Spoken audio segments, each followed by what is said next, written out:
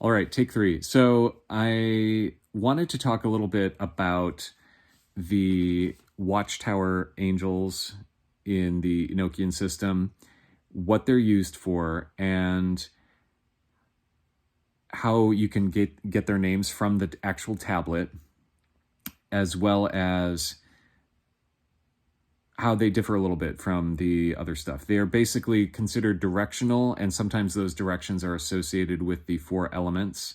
So they're sometimes considered elemental angels, but they're really used for practical workings. So what does this mean? Well, it means that they differ a little bit from, let's say, the Aethers, which are much more about consciousness and stuff like that, but they're all actually pretty well interrelated to each other. And I wouldn't be surprised if you do a practical working, you suddenly find yourself having a consciousness change and vice versa. But I'm going to go over a little bit about how this ties in, this elemental side to Enochian magic ties in to both the planetary workings that you can do, as well as the zodiacal workings and the etheric workings. So let's get started. So here we have the actual fire tablet, and this is all in Enochian letters. There are no capital Enochian letters in this version, whereas in the initial transmission there were. But regardless, this is what it looks like in Enochian letters, and I've reproduced part of this here. It didn't make sense for me to continue to do the whole thing here. So what is this? What does all of this do? What are all of these names? What is all of this? So Scott Stenwick is really my main go-to here, but Aaron Leach also does a good job laying out some distinctions here, and I wanted to just cover what he has written down. So let's start with this first part here, which goes right across the tablet. Here we have 12 letters, and it's Oro, Iba, and Auz, Pi. And these are considered divine names of God in the system, right?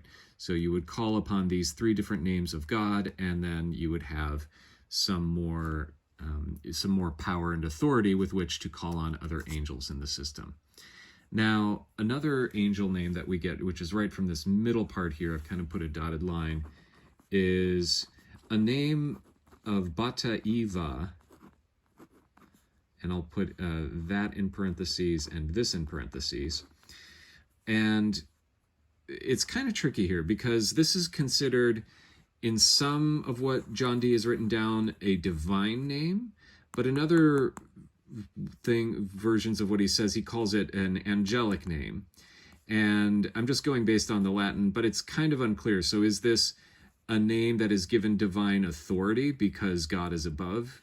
One of these three, all three of these names presumably are above this, or is this a single, is this another name of God that is considered more royal, let's say, a more royal aspect? It's unclear, but I'm going to go with a very powerful name here. And you would actually call on this name as part of whatever conjurations you're doing.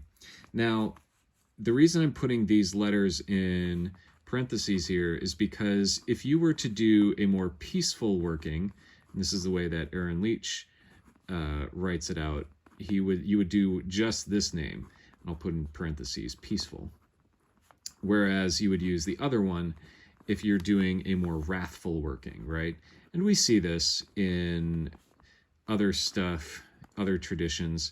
Like in the Buddhist tradition, you have wrathful deities, and you would use the one to help you bring good peaceful things and the other to drive out negative things, right? So this would be like Bata-Iva and probably something like Bata-Ive to try to drive out wrathful stuff. The bad stuff, right? Get rid of the bad, bring in the new, right? So the honey and the vinegar, as it were, right? The carrot and the stick. So regardless of whether or not you consider this name divine or angelic, I consider it angelic myself. John Dee kind of wrote about it both ways, and it's unclear. Like, I don't speak Latin, but from what I can gather from the Latin, it seems like John Dee may have been somewhat on the fence or didn't quite know what to put with it. But anyway, so I'm just going to refer to this as a king, because regardless of everything else, in the Neo-Enochian, some of the Golden Dawn traditions, stuff like that, you'll see this referred to as just a king. Ooh, Enochian. So at any rate, you get the idea here as far as that goes. Now, as far as some of these other names, let me just go down through the line here and you'll start to see and understand what I'm talking about. So I've circled this name. These letters at the beginning, apparently they're used more for more wrathful. My guess is that it could be both wrathful version of the name.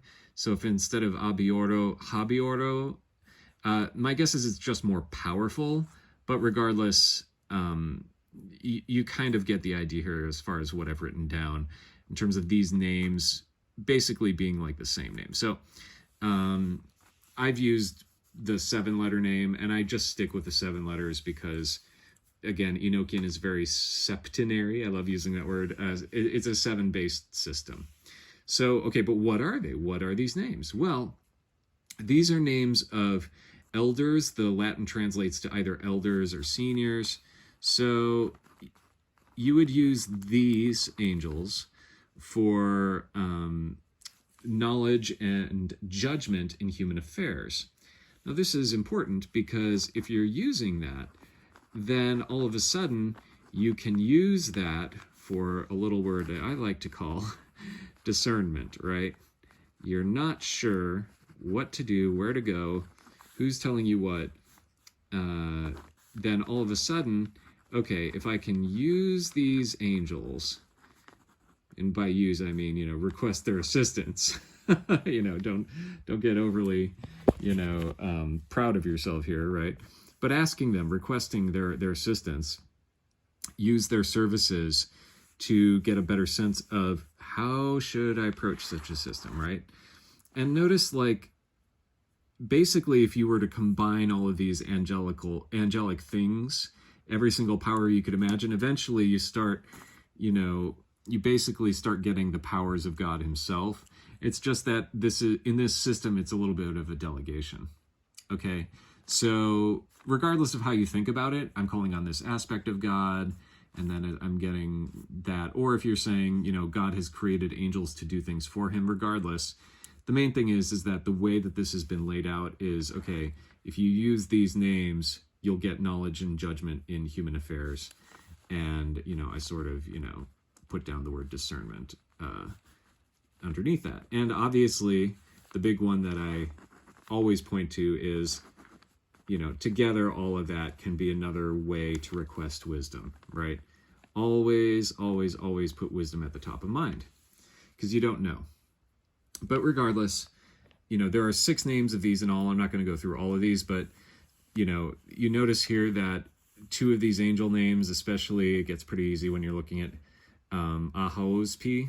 So down here, okay, you're actually taking some of these 2 divine names, combining them, and then, part of, splitting this one in half, combining it with Aospi, and then you get Ahaospi. So that's why I say, there's a little bit of a blurring of the line between these different ideas. Okay, so those are like kind of the 2 bigger ones. And Scott Stenwick makes the point that if you take these directional powers and you combine them, because this is just the fire tablet or the Eastern tablet, depending on which way you interpret it.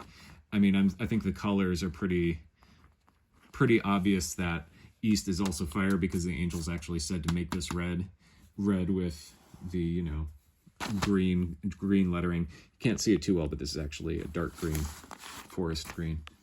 So if you were to combine all 4 of the elements, well, in the classical literature, right, the 4 elements are everything. If you put them all together, that's what everything's made of. So you can see that if you were to use the 4 different angelic kings here, or maybe these divine names with this royal edge, then you could suddenly be looking at the entire universe, right?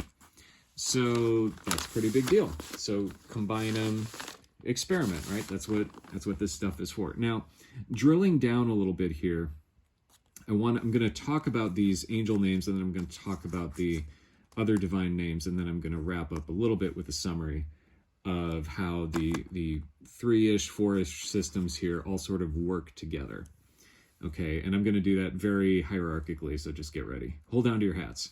So I wanted to talk about, there are some angels here that are considered cherubs. They're sort of these considered higher angels. You know, the cherubim are sort of like a higher class of angels, right? Or the cherubim. So here, I wanted to point out that this is just one of the angel names, and I'm not going to go through all of these because it's just forever if I do that. But I wanted to point out that one of the things that Aaron Leach talks about is that these angel names may or may not include this central letter, and you may or may not get additional power here. This is not completely filled in, obviously, but so what are these kinds of angels? So there are different kinds of powers associated with different angels. So the cherubs here, the first name here is RZLA, and I don't have them all written out, but there are 4 basically per tablet. You know, so this is one of 4. So this angel deals with natural substances. So imagine, let's say, what would you use this in a modern context for? Well, let's say you wanted to learn about a good chemical property of such and such. That's what you would call on this angel for. Please help me with my chemistry exam. Please help me discover a new important chemical that hasn't been discovered yet that maybe I could patent, you know, that sort of thing. Something that would be the most helpful for the planet I'm living on, right? You could combine all of these requests, but that's what you would use this for. And another example here is, so that's one of the angels that's in the cherub class. There are 8 powers in all. I'm only going to go through a couple of these because I don't want to like completely copy somebody else's work here. I just wanted to give you an overview and then direct you to the book so that you can understand what they're talking about a little bit more easily. So another angel here, I have CZONS or CZNS, CZNS, depending on where you're from, or Zod if you're going to go the early modern English pronunciation. So this is an angel of medicine, right? And I've used this angel to pretty good effect. And the name is self-explanatory. The power is self-explanatory. And you can imagine, let's say you're in a pharmaceutical company, you could combine these two things. I need medicine that is also has to do with the substance, and boom, you know, suddenly you get a cure for whatever the case may be, right? And I need, you know, some kind of pill that's going to be more effective. So combine these two things, these two powers, and you can start getting an idea of, okay, if I combine this with this, and maybe, let's say, the knowledge and judgment in human affairs of this and this, then if I'm testifying in front of Congress and in front of investors, and I have to get ready for all the things that they need to know, call on these angels for the knowledge and judgment in human affairs, people who may be more likely to be persuadable when it comes to my new medicine here. Okay, so these are the angel names, and that's going across. And you'll notice here that I have circled this word ideoigo, right?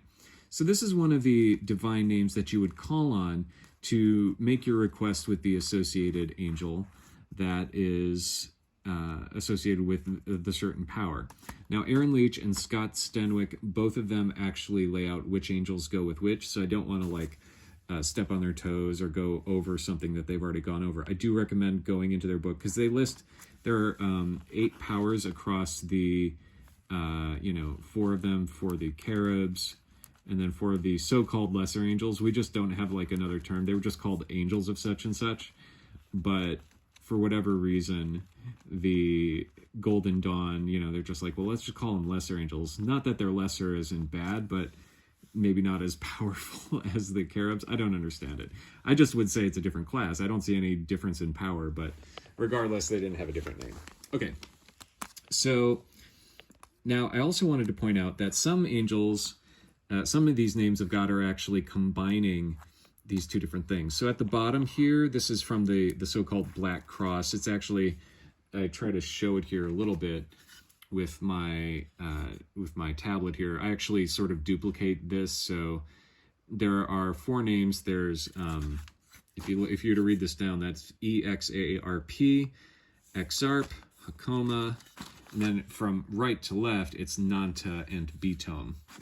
So these 4 names, the Golden Dawn, Hermetic Order of the Golden Dawn, considered these to be additional names of God that sort of united the whole tablet. So they actually created a little something called the Tablet of Union so that you could, let me see where I put it here. Oh, I know it's here somewhere. There it is. So that you could thereby combine all of these, the entire tablet, the entire Watchtower tablets into a single Tablet of Union, and this would sort of be like a stand-in. So you have Exarp, Hakoma, Nanta reading this, you know, in the other direction. Nanta here, and then the other way, the opposite direction here, Nanta, Nanta, you get the idea. And then Bitome, Bitome. So what they were doing is they said to combine all those. Now, in terms of actually working the system based on the original documents, so really if you were to call on this angel of medicine, let's say natural substances, you're going to take this letter E from the Black Cross, used by the Golden Dawn to make the Tablet of Union.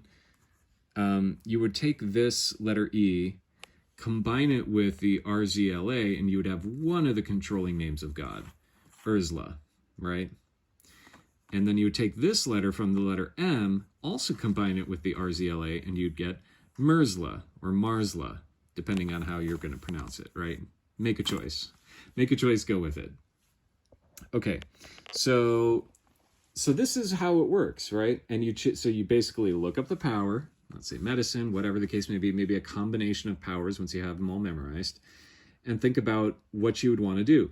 Now, Stenwick recommends that, okay, consider the actual nature of the problem, right? Like, let's say you want to have an initiative for a new product. Well, then you would definitely use something fiery and call upon this Eastern tablet, which also has a lot of, by implication, it's a pretty fiery tablet.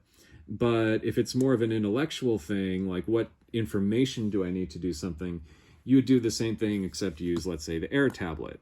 Or if you need to get at somebody's emotions to take their medicine, you might use the water tablet, etc., right?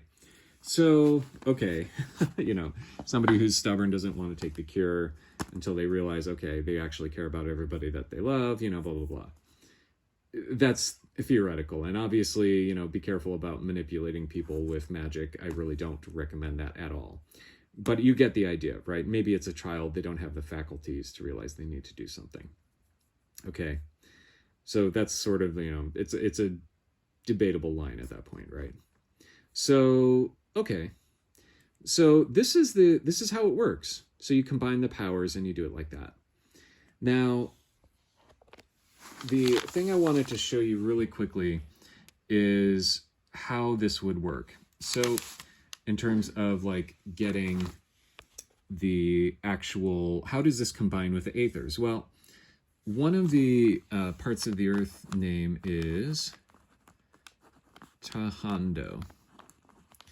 And it took me a little while to figure out what was going on because I have the books and I've looked at this before, but what you'll discover if you're doing this is, if you're researching this, is like, okay, that there are certain diagrams actually listed in the diaries that show you where these parts of the earth are derived from.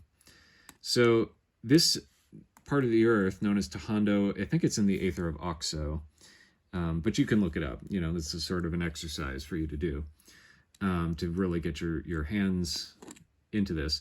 But if you look at this letter, this is the letter T, A, H, A, and then we have D, O, and the N actually, I think, comes from down here, from this Tablet of Union. And what they're from this Black Cross, I should say. Either one. I mean, the Golden Dawn called it the Tablet of Union. But from the Black Cross, if we're going to be traditional John Dee purist sort of thing.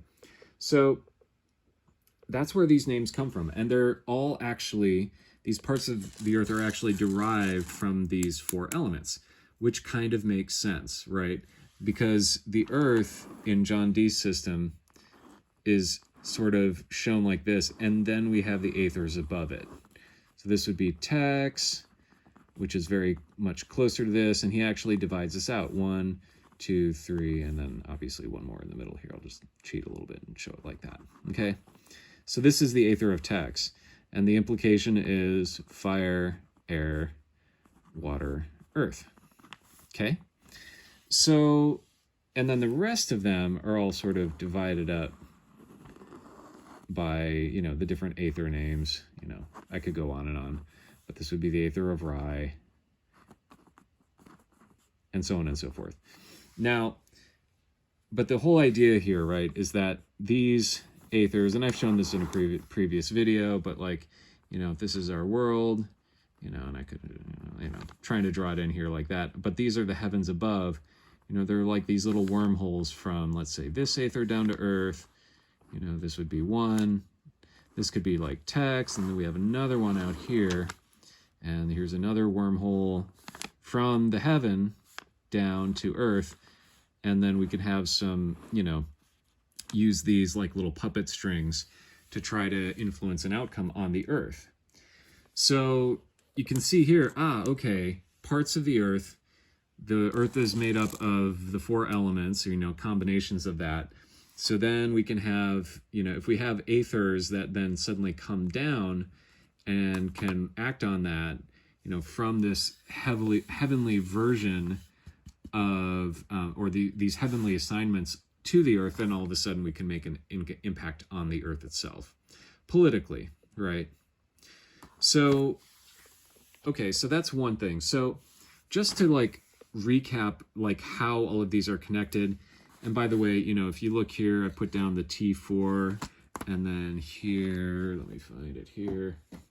Here we have the B4, B6, 4B, or if you're going this way, B6, B4. These are taken from the Sigillum Dei Amyth. So just to recap really quickly. So we have the zodiac, which is considered like, you know, the 4 signs. You know, we have Aries, we have Taurus, etc.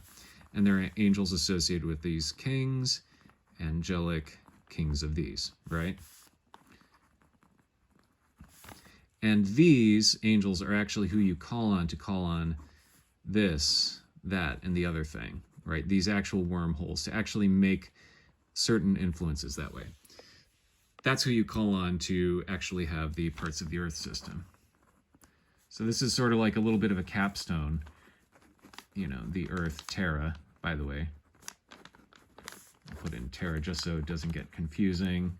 Elemental Earth versus the planet Earth. So we have the zodiac, etc., you know, angelic kings here, here. So each of one of these angelic kings has their own name, okay?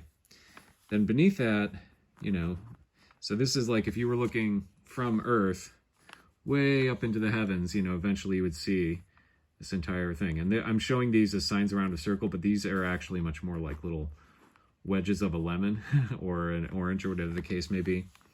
So then we have planets, which we know from our astronomy, but also from watching the sky. They're a little bit lower, right? They're a little bit closer to Earth. So we have this is where our heptarchy is, right? And this is where we have our, you know, king of Jupiter,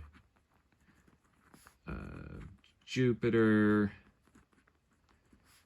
you know, the prince, you know, and the moon, and we have it for the sun, etc. And then once, okay, so they're doing their whole thing.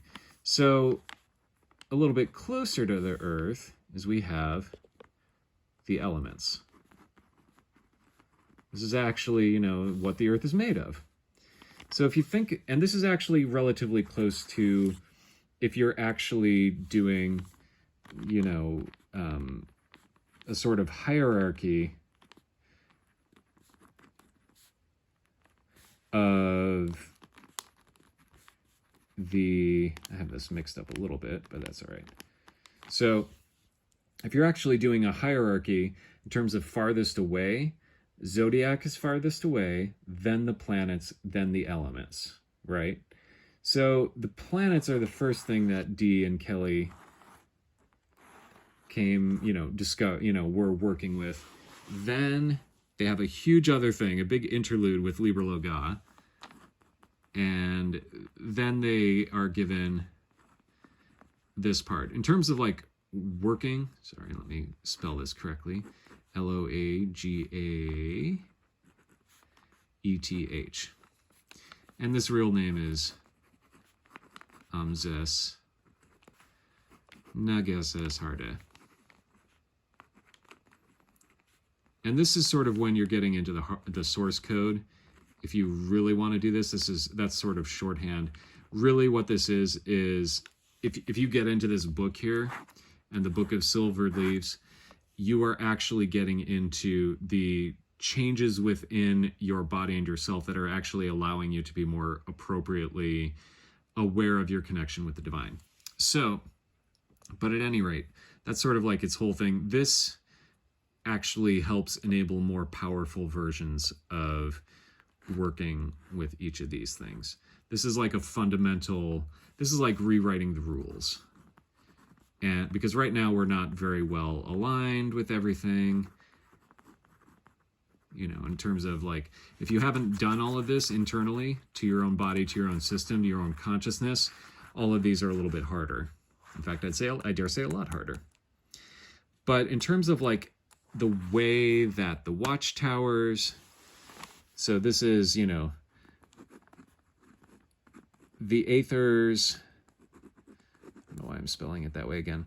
So the Aethers both allow for you to do political magic that allows for sort of like everything here to like come down and actually have certain effects on planet Earth, right? Because if you imagine, the way it works in astrology is pretty simple, right?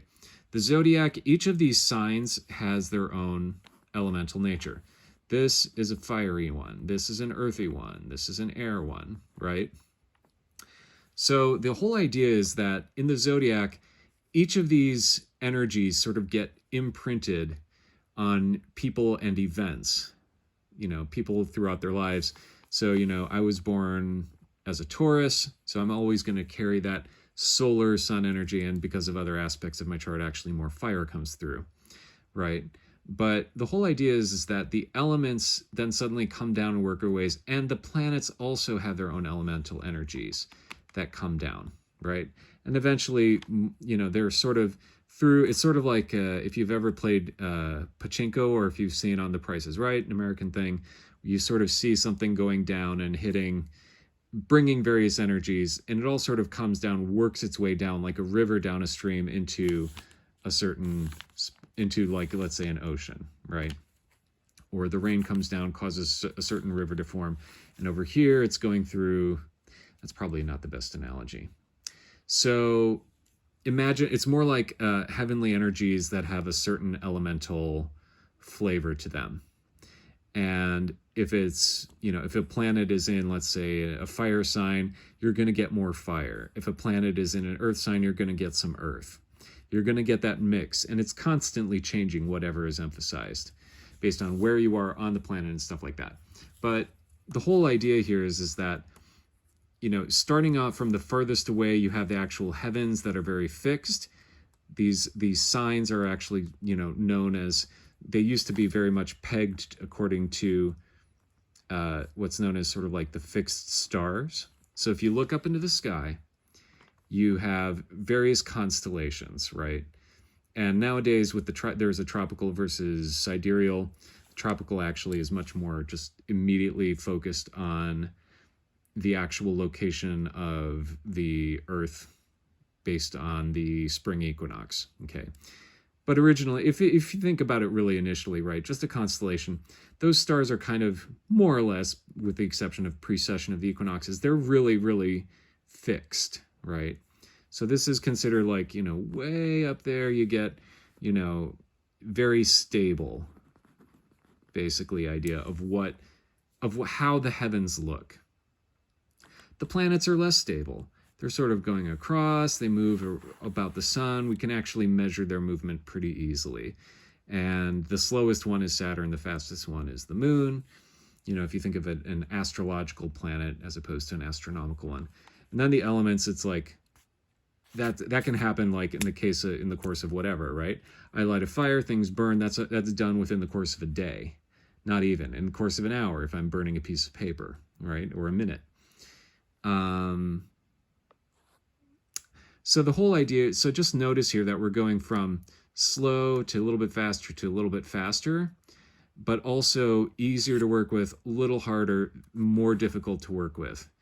And what you're doing when you're doing etheric magic with the parts of the earth system is you're actually asking this very, very stable thing, please slightly change what you're doing and the way that the elements come down and the planets and all of that energy comes down. Please change it so that the elements have such and such effect on the earth, on the planet Earth, on the parts of the earth, so that we can live more harmoniously, or whatever the case may be.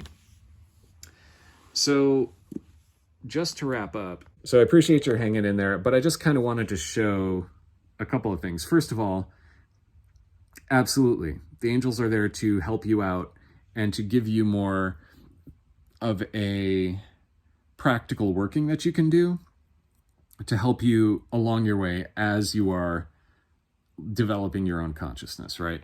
Because, there's that phrase, man does not live by bread alone. Yeah, but you better have bread too, right? There's that whole idea like people can't, just survive on spirit. We also need practical things, and that's okay. That's okay that we need that. We're human. I mean, God knows I've had times in my life, and they are not all behind me, where things are not going very well financially, and how am I gonna figure this thing out? And it can occupy too much of your headspace. And obviously that's not a good place to be able to do spiritual work from. So calling on angels or the divine God to please help, please assist, please, and working to manifest that stuff. First of all, it's good to take it out of your hands so that, because sometimes like just being able to like call upon your own inner divinity, it's harder. We tend to like lock up when we're afraid. But going through this process, or calling your friendly neighborhood magician saying, could you please ask the angels to do such and such? I've done it all. Then, that's an easier way to get what you need so that you can then continue, right? Either for yourself or for somebody else if you're doing magic at somebody else's request on their behalf. So that's my recommendation is, if you need something, ask the angels. Now, they may not, the other half of it is, right, like, if you're given an opportunity, but you don't want to work at all, I mean, come on, man, like, meet the angels halfway. But it's nothing to be ashamed of. Ask for help. Ask for, them to help you out. There are angels of gold and precious stones, and I've seen that they actually work slightly differently. They may give you the money. They may give you. You could actually request, help me out with this or the other thing. But I found, in terms of other folks, but myself also to a degree, that they can help out financially. So request that, and I've had that. But the thing is like, I've had to work for it. And this is not uncommon, right? Like, angels do provide opportunities for you, but you still need to work. And that's sort of like the best outcome. I mean, the very best outcome is somebody, just decides to give you $1 million, no strings attached.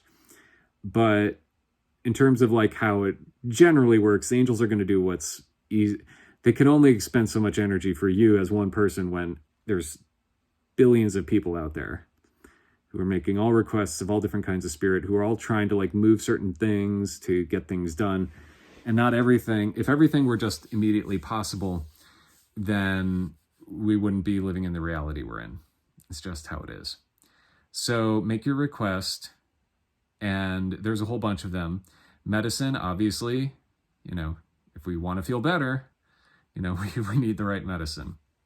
I can't guarantee 100% efficacy on any of this. Always talk to your physician. By the way, if you're given a dream to go see a doctor about this and that and the other thing, after you've made a request to an angel to feel better about something, if you ignore the dream, it's like angel has done what they can, right? So that's all I can really say about it. I can't I don't know, again, I'm not a physician, I try to eat healthy, blah, blah, blah. But all I can say for sure is, I'm basically presenting the system that John Dee received and how I tend to work with it. And it's magic. If it were a science, it wouldn't be magic, right? But I've seen it be pretty effective too. So from a bunch of different angles, that's why I just don't question it anymore.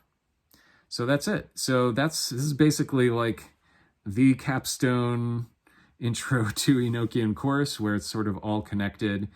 And I'm not going to do one on Liber Loga, probably not yet anyway, because that's a very deep thing that almost you'd be hurting yourself trying to do that in a quick Enochian video. So anyway, thank you all so much for coming to my talk.